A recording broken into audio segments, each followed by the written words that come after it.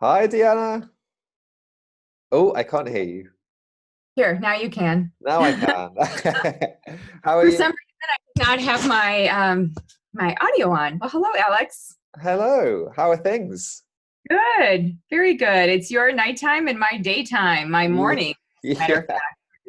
Yeah. Yeah. My this is where my brain starts to shut off, and but I'll Yeah, I'm keep it pretty much going. the same way. Really.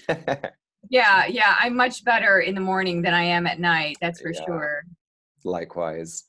Well, Yeah. firstly, thank you very much for sparing some time to speak to old little me. Oh, Um, you bet. I've been really looking forward to it. Yeah, and thank you for your Instagram post about, what can I ask her? So, I that was really interesting. That's kind of a nice approach how you do that. Really Yeah, nice. it's always interesting to see what comes up because basically I get the sense that it's probably about a 60-40 split between practitioners and general public who tune into the podcast. Um, so we often keep it relatively high level and dive down into whatever the guest is particularly passionate about ultimately. Okay, Um, but good. are you happy just to see where the conversation goes? Absolutely. I Yeah, think that the organic approach is always best. yeah, I think so. I have to be honest, I don't prepare for any of these podcasts because you just don't know what's going to come out. So Right. I'm absolutely good with that. And in fact, I prefer it. Okay. It's more natural. Yeah, I think so. I think generally people prefer just those organic conversations ultimately. Yeah, I do too. I do too. And I know I do for myself. So Yeah. yeah. So how long are we going for? About 35 to 40 minutes, I think. However long you've got. So yeah, 35, 40 minutes is perfectly fine with me. I can then start throwing some dinner together. Yeah, I have a hard stop at the top of the hour, but Okay. preferably would like to end some minutes before that so I can Yeah, prepare for the next meeting. So not a problem. Let's aim for sort yeah, of 30 to 40 minutes then and yeah. we can always do round two if we need to. Okay, that sounds good. We can see where this goes. Brilliant. So, Deanna, would you be happy to share a little bit around your background for people who aren't yet familiar with you or your work? You bet. So I am a PhD researcher, nutritionist. I have a background in human nutrition, biochemistry, medical science. And so I would say that my path has been primarily in science, but then I went over to the clinical realm. Once I came to start working with Dr. Jeffrey Bland, I was working with him at Metagenics for 10 years. And so once I knew about him, I moved over into thinking more about what is this functional medicine. I began working at a clinic. I was starting to recommend dietary supplements. So I became kind of a hybrid, I would say. I was a scientist first, a clinician second, and all the way through, I think I was a teacher. So I was always teaching, whether it was my little sister or I was in grad school, a teaching assistant. And then I grew up from that and I started teaching health professionals, medical doctors, all types of practitioners about nutrition and lifestyle medicine. And so that's what I've been doing. I've written some books and I'm not the standard nutrition professional in the way of having a particular stake in the ground on a dogma. In fact, I feel like what I have learned from being in science for so long is that number one, the pendulum swings, and number two, find the common denominator and where science is irrefutable. And to me, that has always been looking at phytonutrients. And that was part of my graduate work in which I was studying these colorful compounds known as carotenoids. So that's me in a nutshell. Scientist, clinician, author, teacher, and I've traveled extensively, and I've also been over to your side of the pond. And so, yeah, I like meeting people. I like helping them and serving them with this information and making it very distilled and practical. Because Mm. if we can't take the science into something practical, it feels like, what's the point? We need to. I have that in my mind of like, how do we make this information relevant? Right.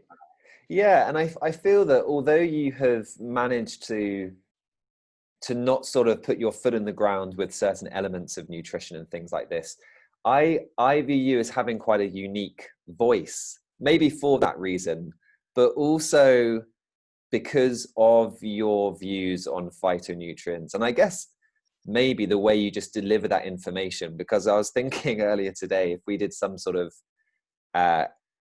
study or even just questionnaire around, we showed people a Deanna Minich Instagram post compared to others, like people would know who your posts are without necessarily seeing who wrote it, because they're beautiful. Like I was on your website earlier today, and it is just one of my most favorite websites, because you've got that sort of artistic element to how you communicate this science, which I think is, as you say, really important, because there's a practical element.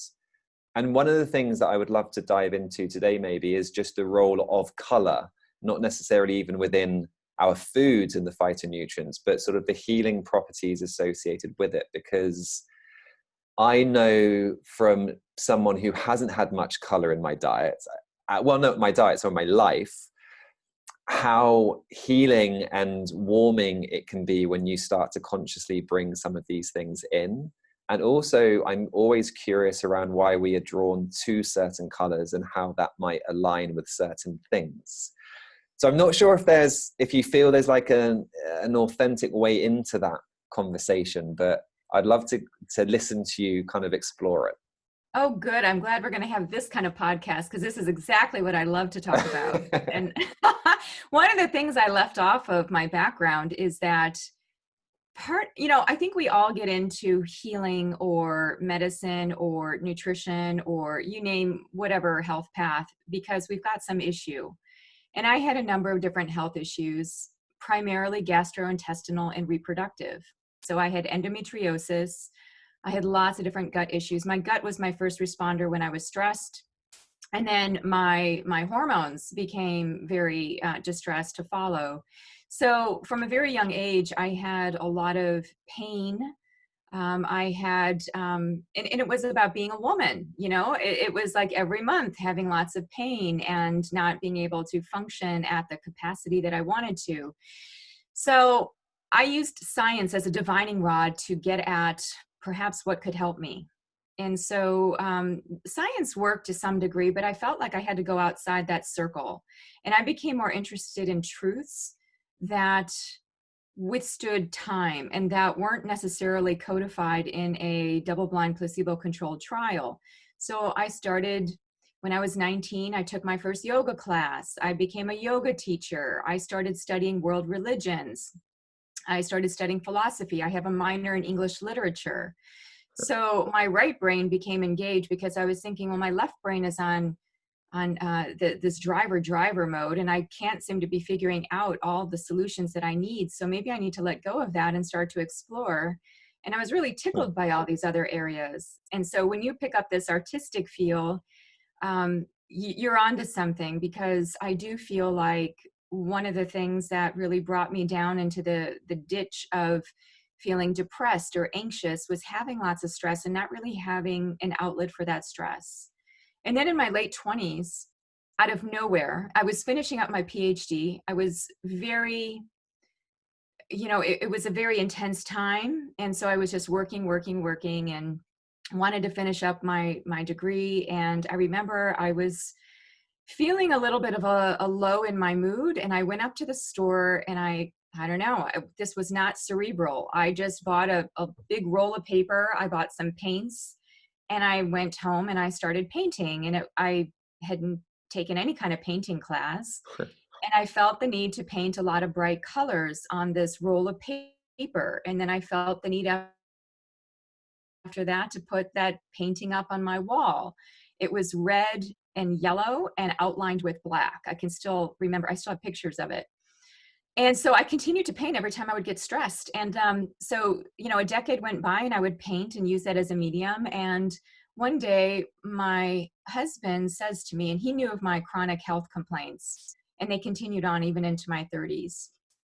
And I'm almost about to enter my 50s, just to give you a sense of where I'm at. Right. So my husband says to me, he's like, Deanna, do you think that you're painting your ovaries and your uterus all the time, and you're just putting your paintings all over the house? And he was right. I was looking at all of them. I was painting the same shapes. I was using a lot of vivid colors that I wouldn't normally wear. And once he keyed into that and he saw that for me, it was almost like I went deep into it and I started painting. And long story short, my endometriosis cleared up completely, completely. Like, even though I was doing all these nutritional supplements, I was following like the best diet ever, all of those things. I was going for massage. I was taking good care of myself. I was going for chiropractic. My husband's an acupuncturist. I was getting acupuncture. I was doing it all.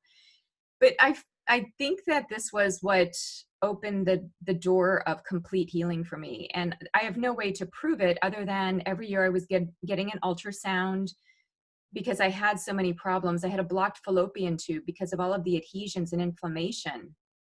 And I did all this painting. I went back for my yearly ultrasound, and the doctor says, your uterus looks beautiful. And you don't have a hydrocele pinks anymore. She says, what happened? This doesn't normally happen. And I told her, I said, I guess the only change that I made was I just started painting, and I had a conscious process of painting and really connecting into my body. So again, I don't know if that is what completely healed me, but I don't have it anymore. And so you're right. I do think one of the things we miss in science is the art of healing. Mm. And so I think that that's really important. In fact, I've started to do more lectures on the science of creativity for healing, because it's like, oh my gosh, we've become information junkies. We've become techified. We've become robotic and digital in the way of our thinking, which is not bad. And in fact, I'm very much the same way. But we don't want to leave behind our organic feel, our connection to nature, our connection to people and senses. You know, the element of, there was just a study talking about touch, you know, touching a meal and actually engaging with a meal with hands, you know, imagine that. We actually touch our food. So I do think that the art part is the complete brain picture, right? It's a complete self picture. So I'm really glad that you're keying into that. And I'd love to get into color, because I feel like color is one of those conduits to healing and to understanding ourselves. Mm. Yeah, that's amazing. I didn't know your story. But yeah, there are too many like it that's there's something there. There has to be something there. Yeah. And speaking with so many clients where you bring in the conversation around the importance of fundamentally self-expression, however that may be, whether it's through movement or arts, etc.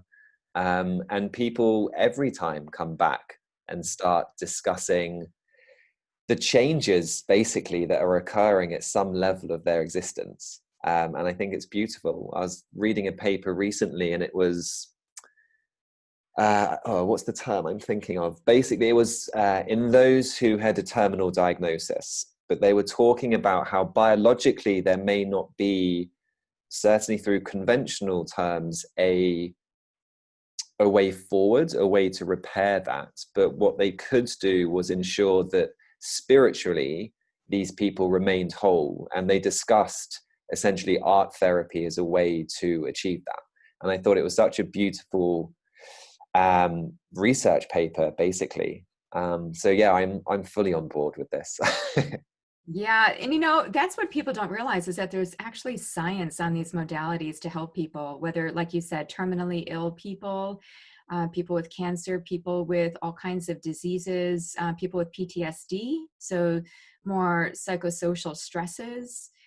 And as I started to go into the literature, I realized, oh my gosh, you know, this is a huge oversight. We are not bringing in the nutrient of creativity into the therapeutic encounter.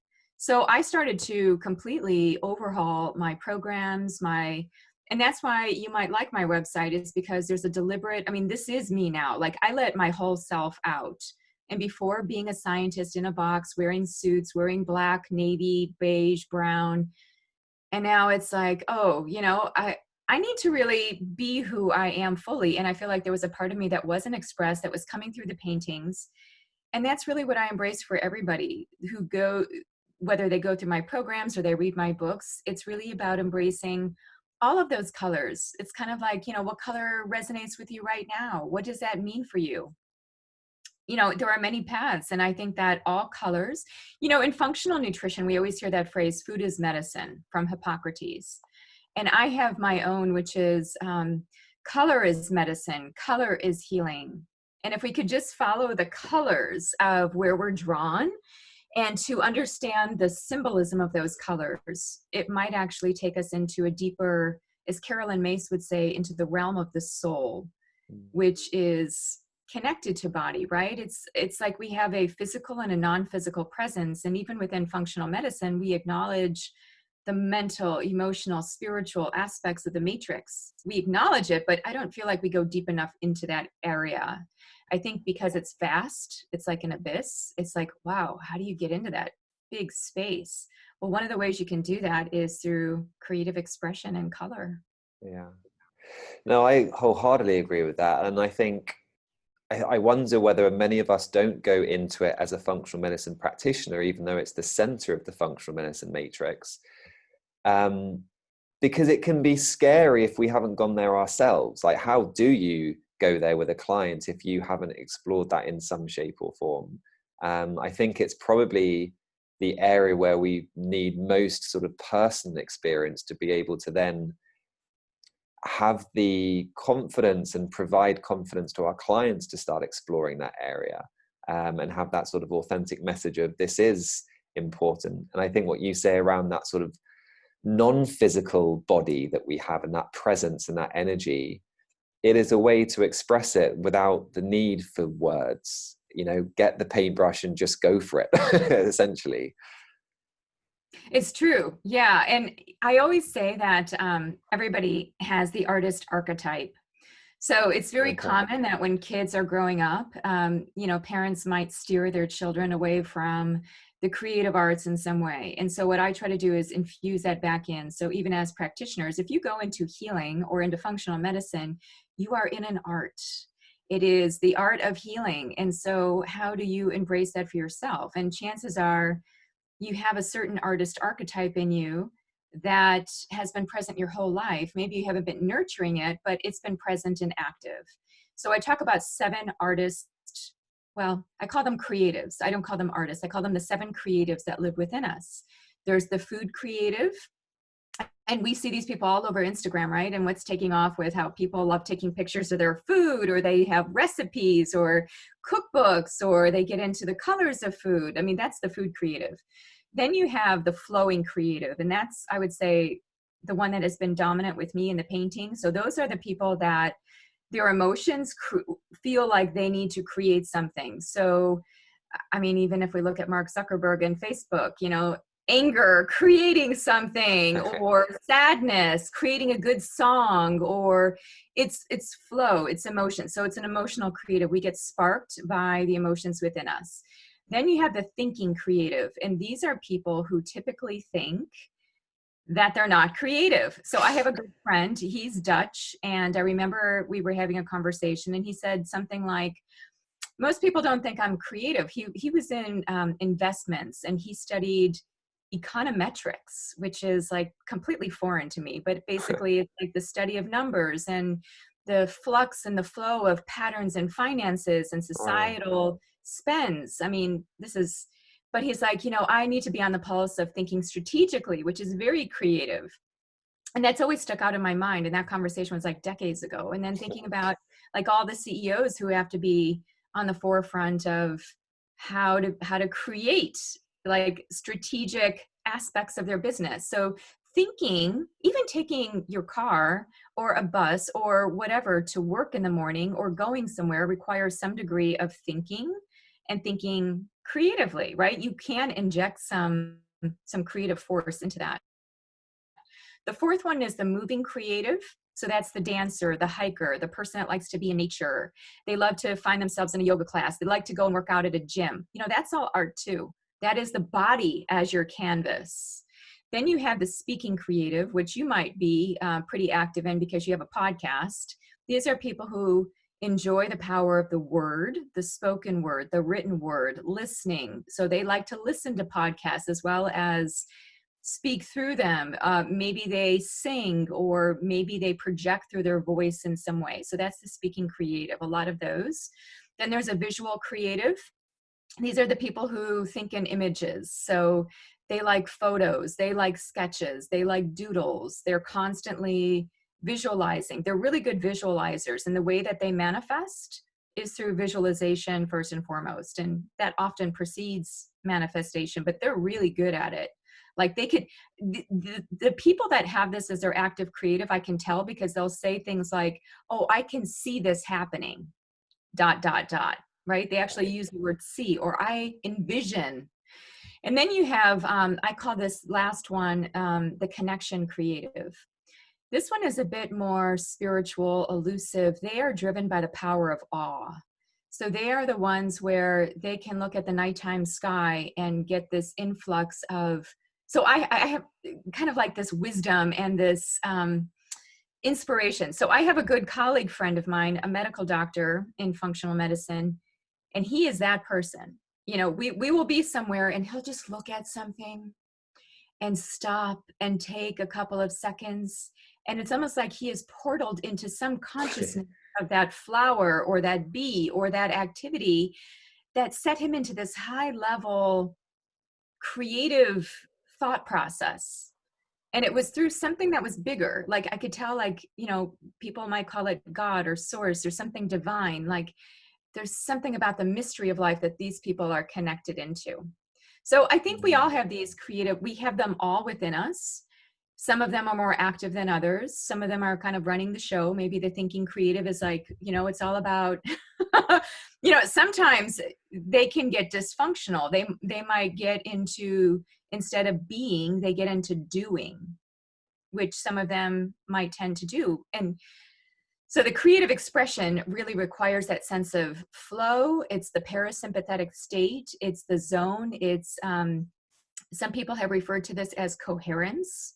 When you're in that state of brain, heart, and I want to add to it, gut, head, heart, and gut alignment, where, you know, like that feeling of like, where you just feel like completely in sync, like you are aligned. And so that's the space of true flow, true creative expression. Amazing. I've just realized the last one you mentioned is Katie, my wife. Like, Oh, yeah, that's so her. okay. Well, Yeah. it's not, which one are you then? I'm a little bit in the movement space. Like my background is in fitness, in the fitness industry. So I love going to the gym, love going to the yoga class, etc. But I'm definitely in that sort of thinking realm as well. So yeah, that I think it's really interesting. I love the systems that you have that just help us kind of almost understand ourselves, and also how we can branch out. Maybe it's a way that we understand where something's out of balance and we need to actually do some of that branching out. Because as you say, I imagine it may not be that we need full balance, but we need to ensure that there isn't a degree of imbalance or dysfunction there, so to speak, as well. Absolutely true. Yeah. In fact, I created a course for this, where there's a questionnaire. It's just like a very, it's accessible. It's an online course. People do the questionnaire to figure out where they're operating from. Because you listening, as I'm describing, you can kind of get a sense, but there are some permutations of, you know, you kind of want to know specifics. Like, am I overactive on some and very underactive on others? And how do I bring all of my creatives to the table and have a conversation?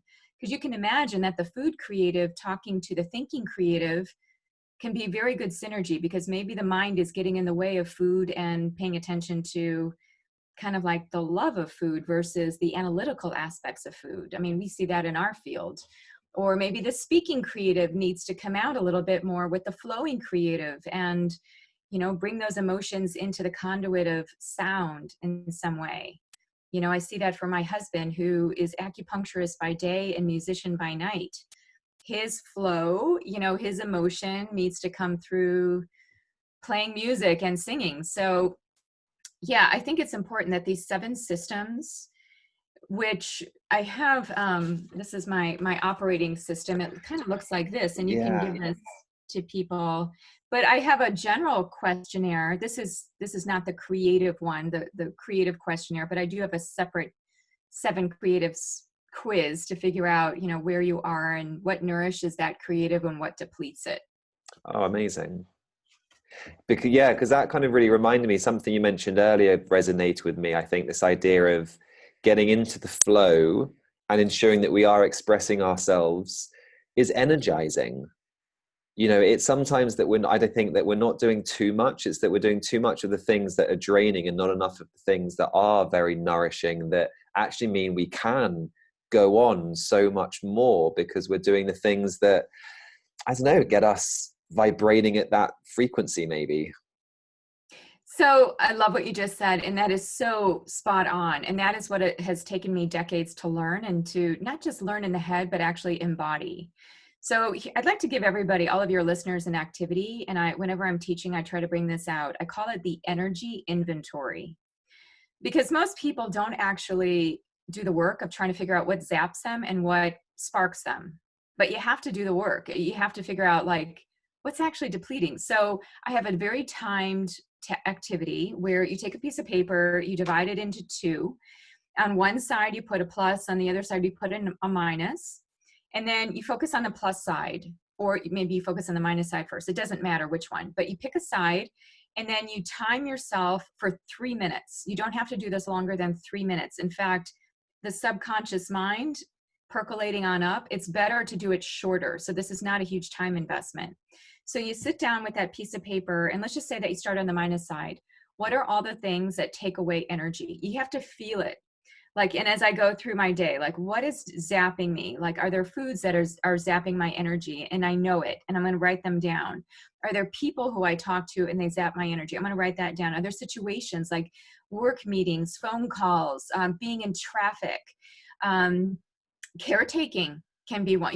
We just dump everything out, even if it's you feel oh, but that's selfish.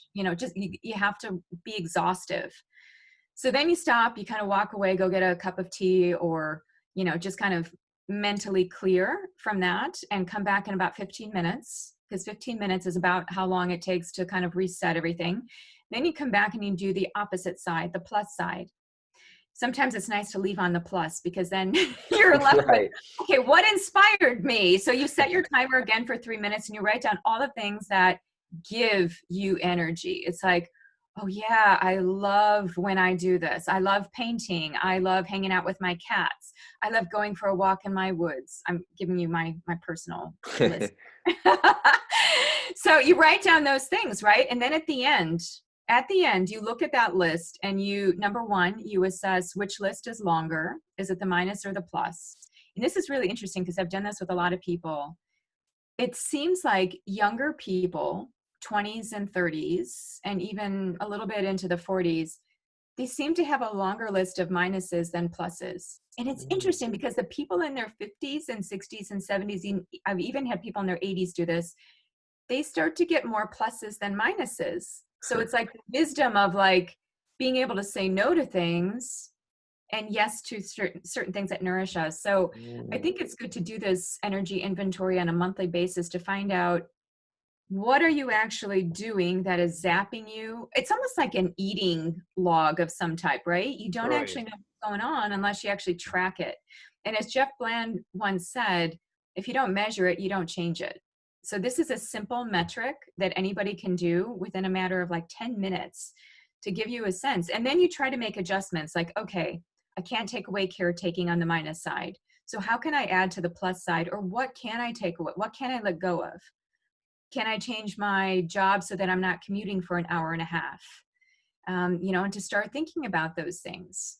All I know is it makes a world of difference. And even now, I was just talking with a friend yesterday, and I said to him, the way I do everything now is I feel it. Me being a flowing creative, it kind of makes sense. I go with my feeling on things. When things come my way, when people ask me to do things, it's let me just sit with it and feel it. Where do I feel it in my body already before it has even happened? Because if it's not heck yes, I want to do this, and then I just let it go, because I know it won't be serving myself, and it won't be serving the other people involved, and it won't be serving the greater goal of what we're all looking to do. No, it's beautiful. I think you mentioned on social media recently, something along the lines of the only constant in your daily routine is variability. And going back to, I guess, really what you've just said, which is going with the flow and making a decision in the moment based on how you're feeling. You know, and I really got inspired to that post. I didn't put the background in it, but I see all these people on Instagram and on social in general talking about their daily routines and biohacking and, I do this and then I do that and I do this. And it just feels so formulaic. It feels so structured. And then I'm thinking, one of the things I learned from science is actually like to never do something like the same way can give you more plasticity, flexibility, whether it's neuronal, whether it's digestive or metabolic flexibility. I mean, we even know this about food and dietary diversity. I mean, it's strong if we look at the literature on supporting the immune system, supporting gut health. So I was kind of feeling like, boy, all these people, because I always get asked, like, Deanna, what do you do every day? Like, what do you do when you wake up? Because people want to like model this. I'm like, why? Yeah. Just do your thing. Do what feel it out for yourself. Just like when I tell my story about the artwork, when I have women listening to this, I've often had the question, how big was your easel? How big were your paintings? What brand of paint did you buy?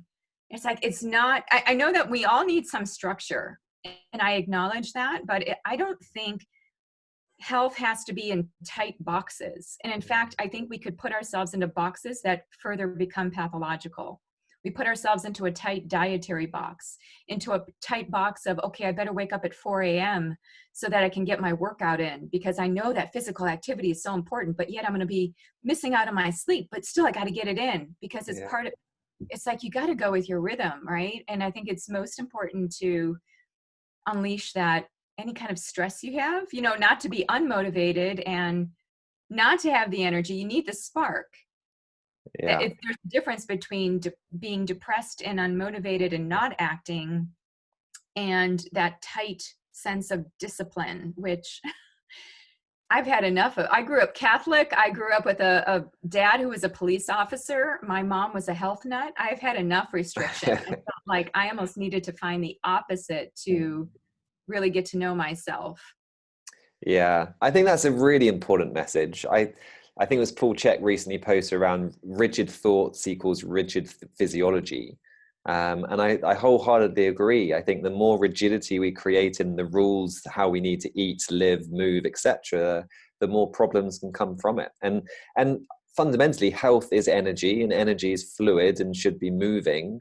And I said it 1,000 times in this podcast. People are going to be so bored of me, but if for me, health is, it's the crashing wave, it's the ballet dancer or the martial artist, the yogi, it's that free flowing energy, not, the 5 a.m.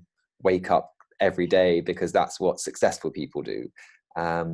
So I really agree with your idea of connecting to ourselves ultimately and figuring out with maybe some structure from others from a generalized perspective, what works for us at this point in our life as well, because that will change. It will change. And that's a really good point. The resilience of like where we're at in our lives, what we're up against, what do we have to work with is kind of like the canvas of our lives. And I see life as a very artistic process in the way of like, we were all born with a canvas, right? This is our canvas. And we are constantly painting and we're constant with our choices. So every choice we make is sculpting who we are. And what I love is that you can be sculpting yourself at whatever age. I feel like we have this sense of timelessness. So many people talk about anti-aging, and I'm almost, kind of repelled, and just my emotions on that term are not resonant. Like I almost have like this repulsion to it because I kind of feel like we are living in a time where we can do so much to create optimal flow. Like we can be timeless in our mind, in our thoughts, and not limit ourselves. And I think anytime we put the word anti to something, we are creating limitation. And so what I'm seeing now is indeed, people are really creating that sense of fluidity and flow that you're speaking to, right? And how important that is. And instead of calling it anti-aging, I really feel like resilience is the new way to look at it. It's like, how do we become more flowing? Because that's what we do want. What you said about flowing body versus rigidity. I mean, even look at saturated versus unsaturated fat. Now, this is really interesting, right? Because I'm going to take this more energetic for a second, but I do talk about this in some of my books, how the properties of food carry energetics that align to, they either make our energetics and our awareness, our consciousness, and they can feed into that. So my PhD was on essential fatty acids. So the long chain, unsaturated, free and flowing fatty acids that our bodies don't make these fats. So what has happened in our culture, I'm sure it's the same, it's becoming the same, I think, globally. We're moving towards ketogenic type of focus where there's a strong fat focus. And I think, again, the pendulum has swung from going from low fat in the 90s, and now it's like, wow, we've had so much low fat. Now we need to go in the opposite direction. And then there's almost allegiance to certain types of fats. And I often look at the energy of those fats. Like, are they saturated and rigid and stiff? You know, and that's different because there are different chain lengths. And so you get different energetics. You get quick, you know, burning activities of some of them, but then you get the long stagnating qualities of others. And then you have the long chain flowing fats, which need to be in balance with those saturated fats. And so having the rigidity versus the fluidity, I mean, essentially, if you think of it, that's what we're looking at on the functional medicine matrix. That's what we're looking at with a simple omega-6 to omega-3 ratio. People are, you know, completely crazy about looking at omega-3 levels. And I think it all makes sense. What we're actually measuring is our energetics of how we are measuring up on rigidity versus fluidity. And if we're too rigid, then we get inflammation, right? And so I like to think of things symbolically because literally makes sense, and we can all do that, but it takes a different level of thought to move those thoughts then into the symbolic realm to look at, you know, what are those people actually choosing in their lives? Why do they have a focus on fat? Do they need to flow? Do they need some more, you know, because usually when I think of, you know, these different colors correlate to certain energetics. And so when I think of the fats and oils, lots of protein, I think of a lot of the warming colors, the body focused colors versus the spirit colors, which are connected to, and there's no judgment there. I mean, again, it's not like I have a certain, I think you learn through every diet because I've been on many different diets and I've always learned something and it's got me to a different place with my personal growth. So I think it's all good learning in the end. Yeah, it is. I really like the idea of looking at things symbolically. I just think there's a whole layer of how we operate that we just aren't aware of ultimately, and we need to view things like that to get a deeper understanding sometimes. But it reminds me of, I guess, these sort of Ayurveda, you know, do you need warming herbs, spices, soups and things, or more cooling things based on what's going on? And that really resonates with me, that kind of concept of matching our requirements and our needs and things like this. And it's a similar sort of approach, I think, in some ways. I'm mindful of time, so maybe if I can ever get you back on the podcast, I'll ask you next time, because I'm really intrigued at the moment by the whole carnivore movement going on in the diet space.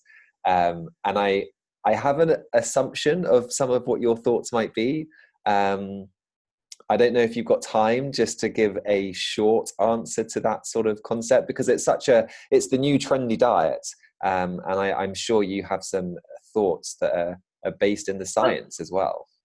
Well, let's hear your thoughts first. What's kind of your thumbnail on the carnivore diet? Mine is that it is obviously really low fiber, very low immunologically loaded diet. So it's essentially the most extreme elimination diet that we have, and therefore is creating miraculous results for some people. I know Dr. Sean Baker talks about some of his clients are seeing big improvements in microbiome diversity in stool testing after having gone on the carnivorous diet. And my thought process there is just, you've got that person healthier by taking out a bunch of foods that they weren't getting on with. And as a result, as a host that is now healthier, their bugs are healthier. But I just can't see how long-term it will stay that way. So I think it can be, in the right context, an extreme intervention to meet the extreme needs of an individual who is really suffering. But I think we then got to go back to a little bit of middle ground. Yeah, I would agree with you. The word diet is to be used in the therapeutic sense, in its true meaning, right? As Dean Ornish would say, if you go on a diet, you go off of a diet. Then you have a food plan. So when we were putting together the Institute for Functional Medicine food plans, I was really putting my stake in the ground on terminology that let's call this a food plan rather than a diet, unless it's the elimination diet, which is clearly an on and off. Right. So the carnivore diet I see as a potential therapeutic strategy, as I do the ketogenic diet, as I do I don't think the Mediterranean diet should be called a diet. That is a way of eating. That is a dietary pattern more than it is an on or an off. But I do see where I liken it to the blood type diet. I always get questions on, Deanna, what are your thoughts on the blood type diet? Well, I think it cleans people's eating up tremendously. It narrows the window of selection for them, and it makes their selections more nutrient dense. And so I think that from that perspective, you can see a shift. And I think just even when people become aware of their food, they start making different choices. And that I call the study effect. You know, I've done in my past different clinical research studies, and you always see that. Like when people sign a consent form to be a part of the study, and they've taken baseline measures compared to when they first come in for their first workup, already they've changed, because it's like they became aware that they're going to be in a study and monitored, so they better start shaping up their act. So I do think that the carnivore diet can propel some good results for people. Energetically, when I think of it, so I think of lots of protein and lots of protein, right? Animal-based, four-footed animal protein. There's something really stabilizing and grounding about all that protein. In fact, you know, in times where you feel a lot of societal unrest, I mean, just look at the resurgence of all the high protein diets from years ago. A lot of that happened when you look at societal trends versus PubMed trends, they kind of track with instability, unrest, political unrest, societal instability in some way, shape, or form, where people feel uncertain. And protein, energetically, to me, feels like an anchor. It feels grounded. You know, those animals have energy, right? And it's a different type of energy than a plant, which is quick and just a different vibration. And that's just going from my own intuition. You know, we could stack that up in terms of net dietary acid load and start talking science, which I can do as well. But I look at it symbolically, like, what do we need from that macronutrient? Like, what is it about protein that needs to stabilize us? Maybe our blood sugar has been out of control. So cleaning up our diet and getting rid of a lot of the processed carbohydrate and starches can be good for, I think, just about anybody. And oftentimes I even say this about a gluten-free way of eating, that one of the reasons I think gluten-free ways of eating have helped people is, especially if they don't transition into like gluten-free pretzels and snack goods, but they actually go to a whole foods diet, is that maybe it's not so much about the gluten, but because of the shift that they made. So I think all in all of these therapeutic diets can create a physical body shift. They can create an emotional, mental shift. We learn something about ourselves. We learn something about our connection to the planet, which I think planetary health mirrors people health. And so I think it creates some level of awareness. So I think it's good that people are experimenting with different ways of eating. But I often question the long-term effects of following certain of these dietary trends, because again, they're diets and not food plans in my mind. Right. Yeah, I think that's a key differentiation. I like that. And I think the energetic thing is really interesting. That really resonates the concept of it being grounding. Because I know that I thrive on a higher animal protein diet where I'm including organ meats. Like, that makes me thrive ultimately. And I don't think it's the same for everyone, but I do know deep down that is a staple for me, if I want to be as well as I can be. Alex, you just cut out there a little bit. I missed Oh, the okay. part what you said. Essentially just that red meat really works for me. Yeah, yeah, yeah. Well, and what I was going to say to that as well is, in traditional Chinese medicine, organ meats were used to help, to be given to a patient in order to help repair the organ that was out of balance. So Right. even when I was going through my endometriosis and different things, I would be taking organs of animals, at least medicinally, through these Chinese medicine preparations that in their system of thinking energetically would provide what I needed as the essence, or I think of it as like maybe the nutrients, right? And Dr. Terry Walls, same thing.